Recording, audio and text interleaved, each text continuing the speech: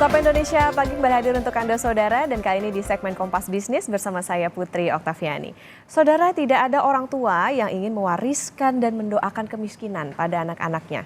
Tetapi menjadi ironi bahwa sebuah negara yang punya cita-cita Indonesia Emas 2045, bahkan data Badan Pusat Statistik juga bilang 9,3% penduduk Indonesia masuk garis kemiskinan.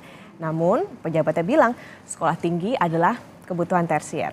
Kompas Bisnis mengundang dua sosok yang kami menilainya punya perhatian tinggi pada pendidikan dan ekonomi keluarga.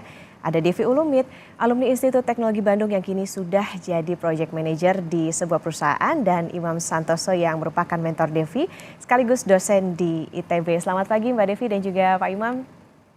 Selamat pagi, Mbak.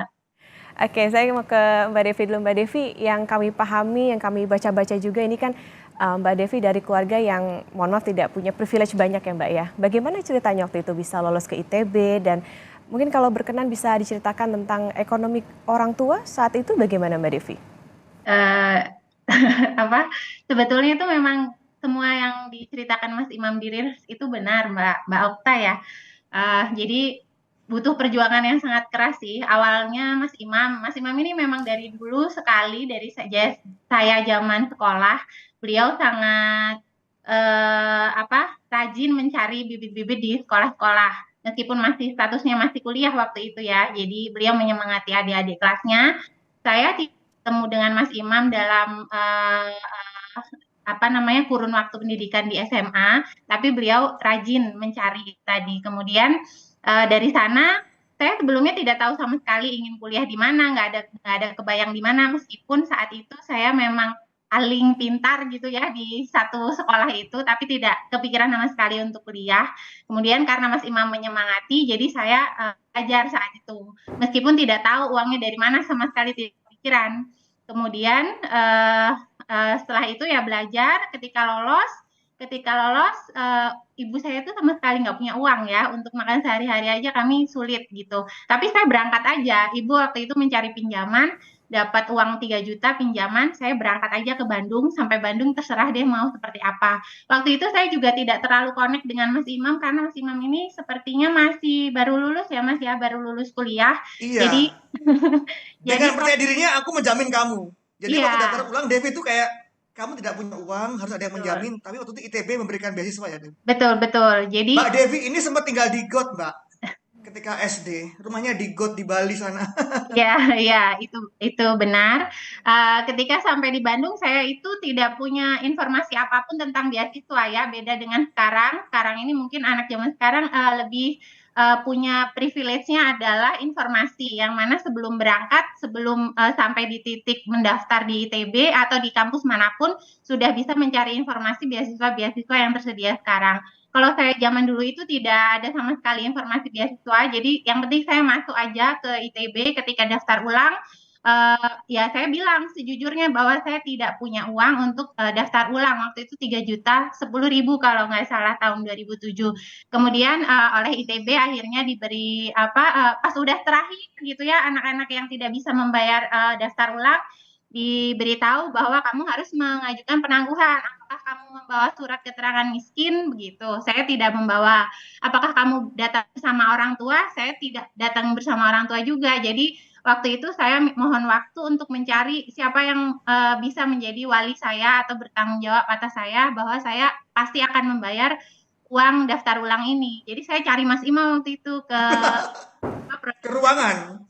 waktu itu tidak terkenal secara ini ya, baik masih hanya ketemu di Masih telepon. gembel lah dulu Mas Imam tuh ya, masih gembel. Jadi waktu itu dijamin oleh Mas Imam bahwa saya pasti akan membayar. Kemudian selama jangka waktu yang saya janjikan, saya mencari beasiswa. Jadi kalau yang saya belajar lagi ke belakangnya, mengingat lagi kalau misalkan kita memang tidak punya privilege ekonomi, anaknya sendiri harus benar-benar berusaha gitu. Tidak zaman dulu ataupun sekarang sama aja ya. Meskipun sekarang informasi banyak, tapi tetap aja usaha perjuangan itu wajib. Nah, kalau yang sudah punya privilege, semoga bisa memanfaatkan privilege-nya dengan bertanggung jawab, berintegritas gitu. Itu aja sih Mbak Okta. Iya, itu tadi Mbak Devi sempat jadi siswa yang bisa akhirnya lolos ITB tapi terkendala biaya. Nah, tapi kan itu ketika baru mau masuk ITB tadi kan tantangan-tantangannya. Nah, kalau ketika kuliahnya Mbak, ini kan tentu tadi nggak cuman berjibaku sama biaya pendidikan yang tentunya nggak murah ya. Nah, gimana bisa menghadapi tantangan dan juga akhirnya bisa selesai kuliahnya di tengah tentunya himpitan ekonomi tadi? Ya, selama saya kuliah 4 tahun itu memang, Bapak Ibu saya di rumah mungkin bisa nanti dikonfirmasi. Saya memang tidak pernah mendapat kiriman uang dari orang tua, justru saya berusaha untuk mengirim. Itu sebetulnya bukan kemauan orang tua saya, pasti meskipun ekonomi sangat pas-pasan, beliau pasti ingin mencukupi anaknya, semua orang tua seperti itu. Tapi saya sendiri ingin, tidak seperti itu, jadi saya mendapat beasiswa UKT. Sebetulnya banyak juga beasiswa lain yang tersebar kalau misalkan saya mau untuk mencari beasiswa hidup. Tapi saya tidak mau, saya ingin sudah cukup UKT untuk hidup saya akan mencari sendiri. Oleh karena itu saya bekerja macam-macam, ada, makanya disebut Devi Donat karena setiap hari saya membawa makanan ya, membawa donat itu, kemudian, sampai ngelamar-lamar jadi tukang cuci piring di kafe begitu, Mbak. Terus, di tahun kedua akhirnya saya diajak oleh dosen saya untuk bersama-sama mengerjakan proyek begitu. Jadi, untuk biaya hidup saya memang mencari sendiri, bekerja, untuk UKT saya dapat dari, beasiswa di kampus. Hmm, berarti meskipun terhimpit biaya tapi harus tetap kuliah, jadi tadi ngambil part time ya Mbak Devi ya. Oke, saya ke Iya, Mas Imam. Mas Imam, waktu tahu tentang Devi, karena kan Mas Imam juga tadi dikatakan sama Mbak Devi aktif juga ya mencari mahasiswa yang mungkin kekurangan biaya untuk bisa lanjut kuliah. Gimana waktu itu melihat backgroundnya seorang Mbak Devi ini, value apa yang dilihat sama Mas Imam, potensi apa sih yang ada di diri seorang Mbak Devi ini, selain tadi tentunya Mbak Devi ini seorang siswa yang pintar sampai bisa lolos ke ITB. Jadi begini Mbak, saya itu percaya bahwa pendidikan bisa merubah hidup seseorang, termasuk Devi dan keluarganya. Nah, karena Mbak Devi itu dari keluarga yang tadi underprivileged, maka ini adalah suatu kewajiban bagi saya untuk apa ya, senior dan tahu jalan bahwa pendidikan di ITB itu bisa merubah hidup. Walaupun saya waktu itu belum bisa membuktikan, saya masih mahasiswa yang ngutang-ngutang juga, tapi saya melihat Devi ini yang pemberani dan punya potensi. Saya, oh anak ini harus ditolong, harus diarahkan, dan harus ditunjukkan jalannya. Waktu itu saya bilang ke Devi, Dev, kamu masuk dulu aja di ITB. Di sana banyak beasiswa, ada kekuatan ikatan alumni. Pokoknya kamu jangan mikir dulu. Nah, waktu itu Devi langsung semangat, walaupun pada akhirnya tahun itu juga dia nangis terseduh-seduh berjam-jam nggak lolos. Walaupun dia nggak lolos, anak ini ternyata nggak patah juga semangatnya ya. Nyoba tahun kedua dan alhamdulillah lolos ke ITB. Jadi Devi ini memang anaknya gini Mbak, dia tuh beda, dia tuh seperti cowok tomboy gitu ya. Dia emang mandiri, jago pencak silat, memukul preman sejak SMP itu dia udah melatih muridnya cowok-cowok. Oh berarti anak ini akan survive nih kalau di Bandung. Jauh dari orang tua akan survive. Selain akademik, secara mental, kemandirian, resilience, adaptasi yang kuat, anak ini bisa diandalkan. Walaupun anak desa itu nggak gampang ya, karena bersaing dengan anak kota yang mungkin tiap hari bimbel. Devi anak di desa, waktu itu Dev, kamu harus ke kota, segera cara cari bimbel pakai biaya apapun gitu kan, kan dia juga untuk biaya tesnya juga dibayarin orang gitu ibaratnya. Jadi saya melihat Devi selain dia akademiknya oke, tapi dia resilient, tahan banting, dan nggak pantang menyerah tadi itulah yang saya lihat dari Devi. Bisa melihat potensi di diri Mbak Devi, sekaligus tadi juga meyakinkan bahwa pendidikan itu bisa merubah nasib seseorang. Nah, Mbak Devi dulu kan kalau kami lihat sempat juga ngontrak ya, bisa dikatakan di dekat selokan. Nah, itu kan bisa dikatakan tempat yang mohon maaf kurang nyaman begitu. Nah, gimana waktu itu belajarnya sampai Mbak Devi bisa tetap tentunya berprestasi sampai bisa dapat beasiswa? itu sebetulnya zaman dulu ya Mbak, ketika saya SD di Bali. Jadi, memori saat itu kurang, ingat, tapi ketika saya kembali lagi ke sana ya memang, apa ya, tidak memungkinkan ya. Kemudian saya pindah ke Jawa, ke Jember, itu di rumah nenek saya.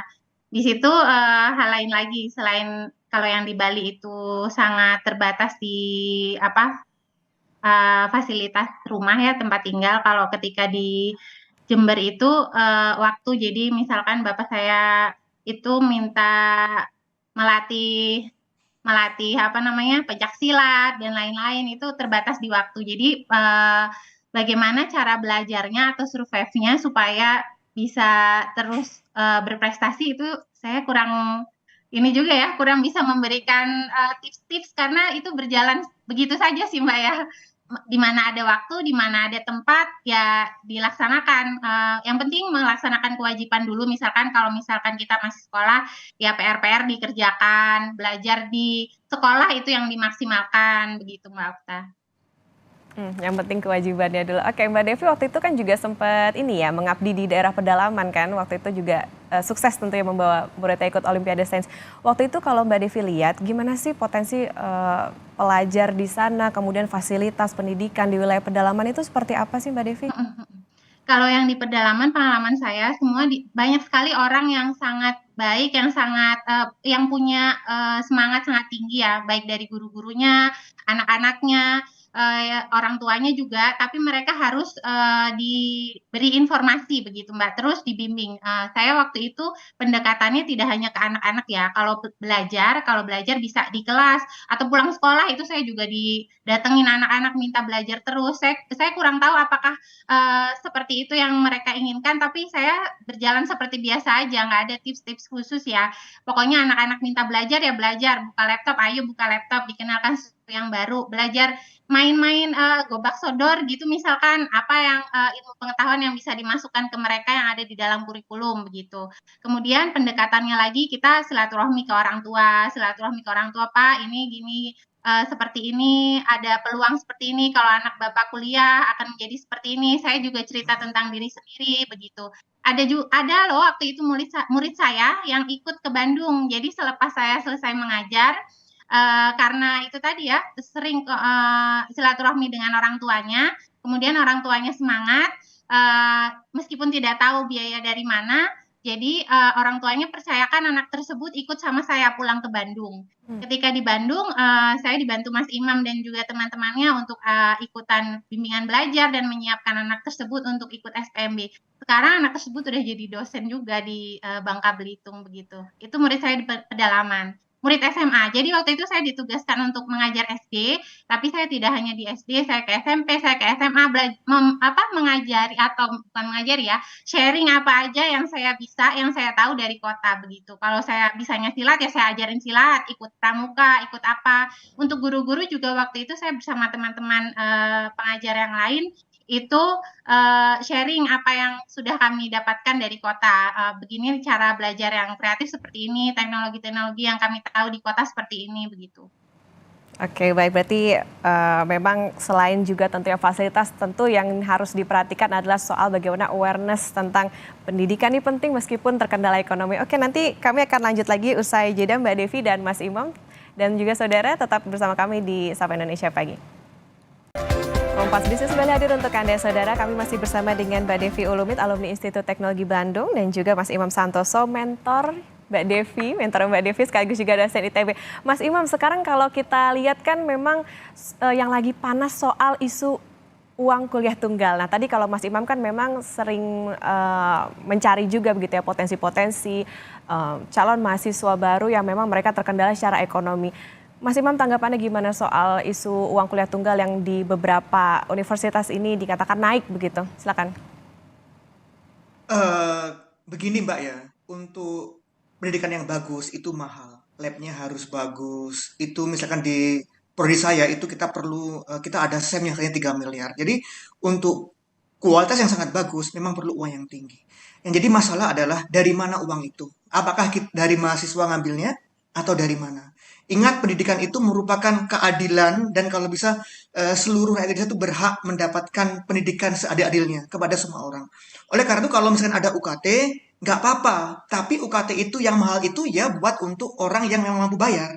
Oleh karena itu seharusnya kalau ada UKT yang mahal banget, tetap ada level 1 atau kelompok 1, kelompok 2, dan dari 0 bertahap ya, misalkan 0, 500.000, 100.000, atau mungkin sampai 50 juta per semester, dan itu disesuaikan dengan kemampuan orang tuanya masing-masing. Jadi menurut saya UKT mahal nggak apa-apa asalkan ya buat yang mau bayar. Yang kalau nggak mau bayar ya jangan bayar gitu, atau bayar semampunya gitu Mbak. Seperti itu kalau menurut saya. Dan ya itu, dan ingat kampus juga kalau bisa mempunyai cara-cara yang kreatif sehingga tidak menggantungkan sebagian besar pemasukan kampusnya untuk operasional itu dari UKT. Itu menurut saya.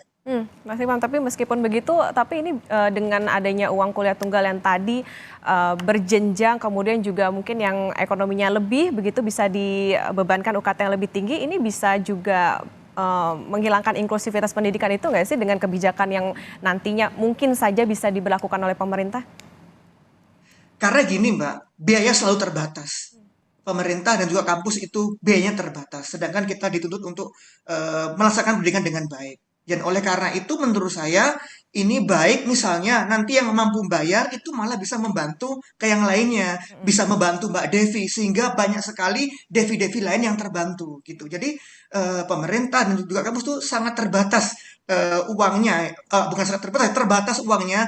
Dan saya sendiri ini jujur ingin menolong atau mencari Mbak Devi seluas-luasnya gitu. Jadi menurut saya ya kita gimana ya bareng-bareng.